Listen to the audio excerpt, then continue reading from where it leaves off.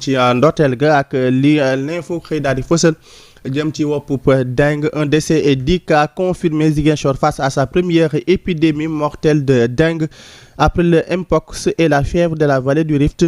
Une nouvelle épidémie vient frapper le Sénégal. La région de Ziguinchor, jusque-là épargnée, enregistre pour la première fois des cas de dengue, 10 cas confirmés et un décès selon les autorités sanitaires régionales.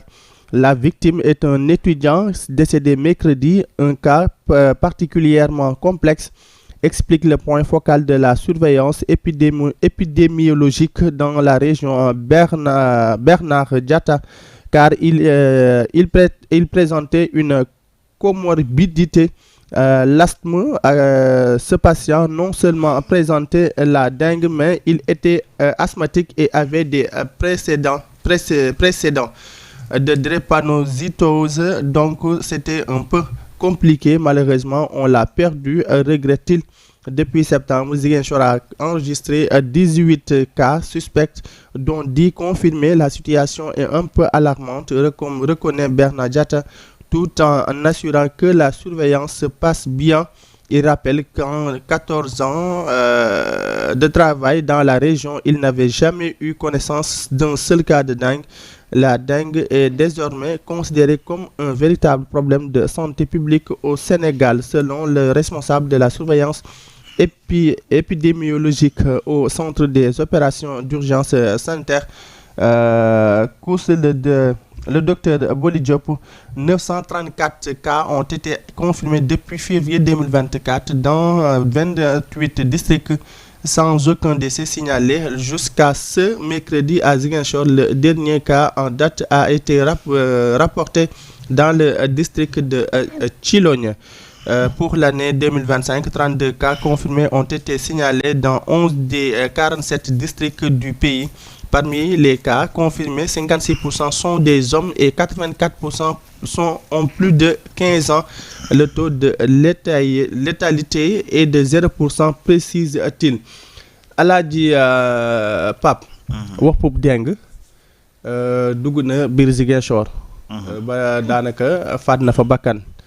jàpp étudiant boo xamante ne nii nee nañ ni dengue bi moo ko jàppoon, waaye lu mooy dengue bi amoon na yeneen fi wopp feebar, ndax nee nañu ni dafa amoon asthme ak li nga xamante ni moom moo type drépano. donc ñun ña ngay jooy mpox ak lii di fièvre de la vallée.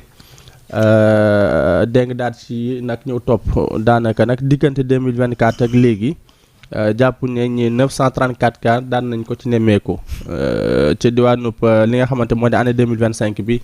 32 cas nemmeeku nañ ko ca ëpp ca ñoom daanaka ay góor lañu, maanaam 56% yi. 84 yi ña nga am seen at toll ci fukk ak juróom jàpp lu ko ëpp. waaw jërëjëf Ablaye Dieye di ñaan yàlla na ko fi gaaw yàlla yamale. amiin. ndax feebar moom buy wàlle bu ko yàlla gaawul Dakar rek mën naa dajum réew. te feebar la boo xam ni yoo koy joxe. matt yoo. comme ni yoo di joxe sibiru.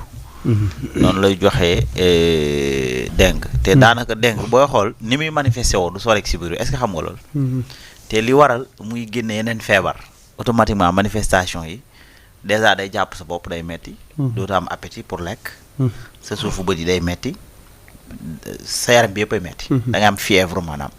te sa articulation yi day metti, est-ce que xam boo sibiroo sa articulation yi. dafa mel ne léppay dam. te ñaari nit bu demee bay articulation am doxul. mu commencé am fièvre yaramam yëpp di tàng. feebar bu nekkoon ci moom génn da koy daal di yomb. parce que day daal di tëdd. tëdd rek ngay mën parce que say articulation doxatul, kon déjà da ngay taayal. yaram wi di tàng. nga commencé di wàccu nag aussi boole ci. da ngay wàccu boole ci. déjà booy wàccu da ngay faible. te ku faible lu nekkoon ci yow pour mu feeñ dafay yomb. kon feebar bu metti la. boo xam ne ku mu jàpp rek na leer ni mën na laa faagaagal ci saase. parce que déjà amoo appétit pour lekk. ba pare yaa ngi wàccu. kon yow déjà yaa ngi maigrir. yaa ngi commencé di jeex gu gaaw nag. parce que déjà même booy lekk sax di wàccu. teewul boo xoolee ku wàccu ba pare bët yi day dugg. dootu am doole. wàcc sax boo koy def doo am doole. suuf nag bu dee nag yow yaa ngi wàccu te lekkoo. moo gën a métti ci àdduna. di wax ni yoo nag moom protéger wu ci moom daa yombul. parce que ñun sénégalais yi dañu jàpp ne rek bu ñu duggee suñu néeg la ñu war a taal la ñu war a dugg ci biir moustiquaire. te am na ñoo xam ne mënuñu taal garabu yow mooy garab yi ñuy wax garabu moustique. parce que man moo ko taalee sama respiration du baax man du ma taal garabu yow heureusement sax ba du ma tëdd ci moustiquaire mais y a d'autres méthodes yoo xam ni am na beneen nag lu gën a mën a gaaw dàq yow vape xam na tudd vape noonu la gaaw ci dàq yow te aussi dafa neex. ak lan la. bon vape benn man nag souvent sa benn rakk papa bu daan jógee Europe daana ci indaale mais bëri na boutique yu koy jaay vape. boo laajee ci boutique yi am na surtout boutique yu mag yi dañuy jaay vape. day am kii bu bula genre couleur bu bula lay am. boo ko taalee mën naa ni xet gu neex lay jox néeg bi mais aussi yoo du naaw. te ñun bala ñoo protéger wu ci yooyu dañoo dugg suñu néeg alors que pourtant ci biti ci kuuru kër gi fi nga toog. dafay am yoo. dafay am yoo te yooyu mën nañ la fekk ci digg kër gi di la màtt te feebar bi bu la yoo bi màttee rek ci ni ñu ko waxee du dalay màtt rek mu dal la. déedéet. dalay dal te yow te doo ko xam yow. dalay màtt day dem 4 ba 10 jours mu doog a def manifestation ci yow. léegi li nga xam ne daf la jàpp am lu mu bàyyi ci yow. loolu nekk ci yow pendant 4 à 10 jours. léegi kon kooku cela veut dire que bala ñu koy génnewaat ci yow fekk sonal na la. kon deng nekk na feebar boo xam ne moom su waay ku mu dal yërëm naa la de. nañu fexe gaaw éliminer ko. yooyu tamit li koy joxe yomb na ñun xam nañ liy joxe ñun nous des sénégalais. xam nañ ni fuy ndox di taa day bëri yoo. fu bëri garab yoo xam ni doo ko pompe ñun suñu garab yi tàmmuñu di désinfecté garab yi. pourtant nit ni ñuy désinfecté nit. ak yenn lii yi ñuy tëdd suñu garab yi noonu la ñuy war a protéger. effectivement. boo arrosé garab ba pare ba garab bi naat am benn verdure da nga war a am produit yoo xam ne moom ngay pomper garab gi. bu fekkee ni boo ko pompé ba pare yow garab gi dina am meññeef boo xam ne boo ko pompul meññeef ba du bëri. boo ko pompé aussi am na moustique yu ci doon nekk comme ay yoo ak yeneen insectes yoo xam ni dañ koy commencé daw dootuñu ko laal. kon dèjà kër googu nga xam ni garab bi mi nga fa nekkoon. yooyu noonu ko sam dèjà ñu bëri dañ koy daw. kon dèjà nañuy bàyyi xel tamit di désinfecter suñu garab yi. di leen pompe. yooyu di mën di éliminer wu yeneen moustique yi di mën di éliminer wu. ñu xool ñun ñi nga xam ne dañu yor ay fleurs surtout fleurs yi. ak yeneen di moytu yenn salte yi ak yenn xot-xotaan yi ci kër gi. yooyu dafay indi yoo Abdoulaye Dieye.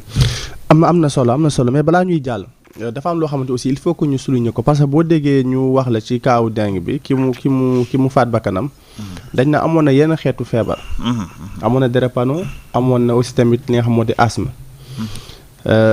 te it bu dee corona bi aussi da nga daan dégg jamono yi corona ba muy ñëw da nga daan dégg aussi ñu la wax ne la ñu bari ci ñi mu doon faat ñi ci bari dafa amoon benn xeetu feebar bu ñu fekk seen yaram. te Sénégal ñu bari sénégalais farataaluñ di dem souvent di dem kër docteur pour xool seen yaram. pour kii ni est-ce que tamit lii du benn mbir moo xamante aussi war nañ fa mën a jaaree pour ñu mën a miin li nga xamante ne mooy kër docteur parce que ñun li nga wax des fois nga gis ku feebar sax. comme te kaaw dengue bi ni muy manifesté comme sibiru yow mën na la ko jàpp daal sax nga foog da ngaa sibiru te ñun fi balaa ngay dem. kër docteur da nga fekk nga sonn bañ dañ lay wombat. est-ce que tey jotut maintenant sénégalais yi di mën a jël seen i responsabilité même bu la dara jotut en fait di dem di xool kër docteur di xool sa yaram di xool sa tension ak yenn ni ni mel pour mën di éviter yenn xeetu feebar yi nga xam bu ñëwee mu bañ la mën a bett. comme ni nga ko waxee rek ñun ñaare mosoo gis ñun ku feebar yóbbu boppam hôpital mas nga ci bàyyi xel. bariwul de. waaw ñun ku feebar dañ lay yóbbu. xamul waral lool c'est parce que du ñu fagaru. ñun xamuñu prévenir sentir ni sama yaram mi ngi metti ma xam ni sama yaram bi mi ngi metti rek ma daw dem hôpital. yóbbu sama bopp. bu fekkee ni yow da nga am loo sentir yóbbu sa bopp hôpital na la leer ne bu fekkee ne ordonnance bi 10 000 nga war am. ordonnance bi 1000 francs ngay am. kenn du la fa sax téye wala boog bu ñu lay téye du doon toute une journée de. da ngay dem benn 15 minutes la ñuy téye. def la benn perfusion dañuy accélérer bouteille bi. parce que dañuy xam ne yow peut-être sa yaram moo tàng rek. ñu gaaw am lu seral sa yaram nga dem sa yoon. mais imagine toi nga feebar tëdd sa kër.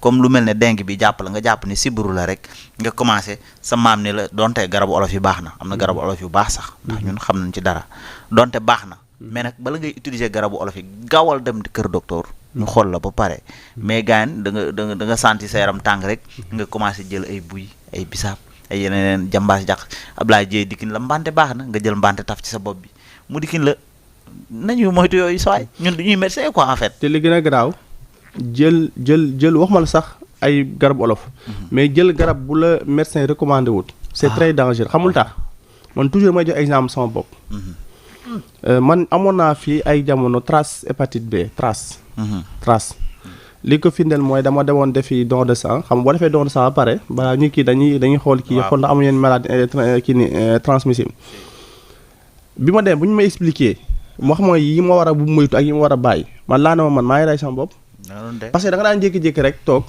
sa bopp métti rek nga dem jël ni paracétamol teg naan te moo ci gën a bon dëgg la de maa nga dem uti ibuprofène teg waaw te moom moo ci gën a bon sama genre gi nga soj rek ñu ne la utal litaakool waaw nga jël litaakool naan balaa ngay naan garab il faut nga dem ci médecin ba mu prescrire la wala mu saytu la xool ba pare mi ngi mel tamit ñi nga xamante ne tey da ngay ñëw dañu perfuser la sans pourtant laaj ndax am nga diabète wala amoo diabète et cetera donc yooyu yëpp ay paramètres loo xamante ne ni il faut que ñu ci bàyyi xel bu baax a baax ci Alaaji Pape en tout cas ñi ngi masso bu baax waa Casamance di am yaakaar aussi di wóolu suñu vraiment suñu ay acteurs yi yëngu ci wàllu santé di médecins yeeg yooyu yaakaar naa ni vraiment nekk nañu ñoo xamante ni mën nañoo def le maximum ba nga xamante ñu mën a éviter li nga xamante ne moom moo di feebar bi de alors ñu jàll suñu beneen sujet wax naa ko léegi tout à l'heure mi ngi ci les échos di nag lu ñu